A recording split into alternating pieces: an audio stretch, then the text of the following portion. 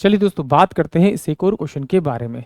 इस क्वेश्चन में एग्जामिनर ने कहा if for two real constant a and b then expression a x cube plus में 3x² minus में 8x plus b is exactly divisible by x plus का 2 and x minus का 2। यानी कि जो इक्वेशन दे रखी है ये x प्लस 2 से भी डिविजिबल है और x माइनस 2 से भी डिविजिबल है।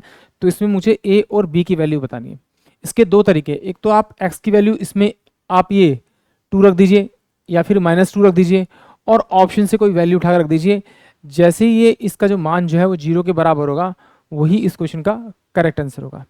या फिर सिंपल सा तरीका है, क्या कीजिए आप इसमें आप इन दोनों की वैल्यू को रख दीजिए अलग अलग। जब इसकी वैल्यू रखेंगे तो x प्लस का 2 बराबर में 0 के बराबर होगा, तो x की वैल्यू क्या रखनी पड़ेगी मुझे, x की जगह -2।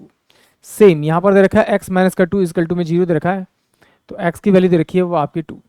ये मेरे पास 2 आ जाएगी। अब इस वैल्यू को इसमें पुट कर दीजिए। जैसे इसमें पुट करेंगे तो ये मेरे पास में a और यहाँ मैं पहले ले लेता हूँ ये वाली वैल्यू, तो -2 का ये आपका क्यूब हो जाएगा प्लस का 3 -2 का स्क्वायर -8 और ये -2 प्लस का b इक्वल टू में 0 आता। तो ये क्या होता है मेरे पास में आपका माइनस का 8 a और ये प्लस का आपका हो जाता है 2 दूनी 4 4 3 12 प्लस का हो जाता है आपका 8 दूनी 16 प्लस का b इक्वल टू में 0। तो इसको लिखता हूँ माइनस का 8a प्लस का b इक्वल टू में माइनस का 28। ये मेरे पास इक्वेशन 1 हो जाती है। अब इसी तरह से मैं जब इस वाली वैल्यू को इसके अंदर रखता तो इसके अंदर वैल्यू रखता तो यहाँ पे प्लस का 2 होता, तो ये मेरे पास में क्या होता है 8a हो जाता, यहाँ पे 8a हो जाता। फिर यहाँ प्लस का b तो मेरे पास में एज इट इज बचता ही बचता। यहाँ पर मैं 2 रखता था 2 दूनी 4 और 4 3 12, यानी कि प्लस का कितना था मेरे पास में आपका ये 12 और ये आता 2 यानी कि 8 दूनी 16 माइनस का 16 बराबर में 0 होता। तो ये 8a प्लस का b इक्वल टू में कितना होता है आपका, ये आपका 4 होता है। ये इक्वेशन मेरे पास में 2 हो जाती है।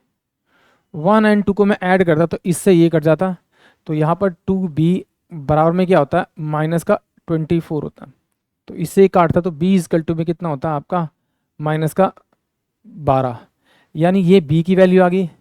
जब मेरे पास ये b की वैल्यू आ गई इसको पुट कर दे इसी के अंदर में, तो यहाँ होता है मेरे पास में 8a बराबर में 4 माइनस का b और ये माइनस का 12 है, तो ये क्या होता है प्लस का 12 हो जाता है आपका।